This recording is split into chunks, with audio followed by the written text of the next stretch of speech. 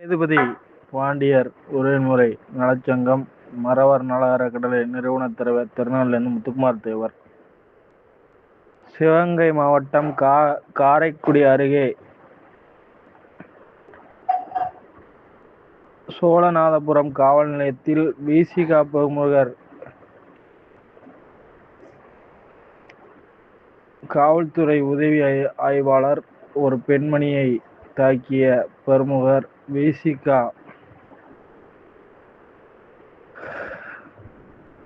மாவட்ட செயலாளர் வடக்கு மாவட்ட செயலாளர் இணை கௌதம என்ற நபர் அரசு அதிகாரிகளை தாக்கி அந்த பெண்மணி படுகாயமடைந்திருக்கிறார்.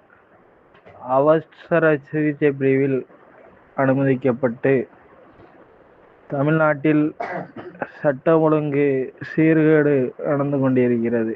வி.சி.க. தொடர்ந்து காவல்துறை அதிகாரிகளை தாக்குத அளவு வி.சி.க. தமிழ்நாட்டில் உலவி வருகிறது. உடனடியாக முதல்வர் மு.க. ஸ்டாலின் அவர்கள் கூட்டணியில் இருந்தாலும் இதேபோல் செயல்களை வன்மையாக கண்டித்து வி.சி.க. பிரமுகர் மீது உரிய நடவடிக்கை எடுக்க வேண்டும். சட்டத்தின் பால் அனைவரும் சமம். அதில் ஒரு பெண்மணியை தாக்குவது என்பது பெரிய வருத்தத்துக்குரியது. பெண்களாக இருந்து சமூக அக்கறையோடு காவலராக பணிபுரிய வந்தவரை ஒரு வி.சி.க.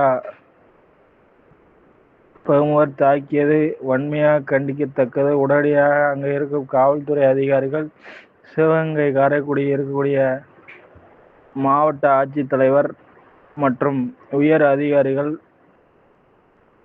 விடுதலை சிறுத்தை பிரமுகரை உடனடியாக கைது செய்து அவர்கள் மீது குண்டாஸ் தடுப்புச் சட்டத்தின் கீழ் கைது செய்ய வேண்டும். தமிழ்நாட்டில் விடுதலை சிறுத்தை கட்சிகளை உடனடியாக தடை செய்ய வேண்டும். திமுக கூட்டணியிலிருந்து விடுதலை சிறுத்தை கட்சிகளை விடுவிக்க வேண்டும். தொடர்ந்து இதேபோல் ஒரு பெண் காவலரை தாக்குவது என்பது சமூகத்திற்கு நல்லதா, சீர்கேடா?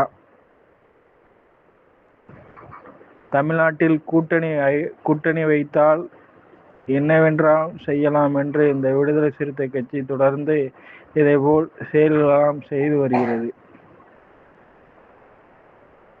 ஒரு பெண் காவலரை தாக்குவது ஒரு தேசத்திற்கு ஒரு பெரிய துரோகம்.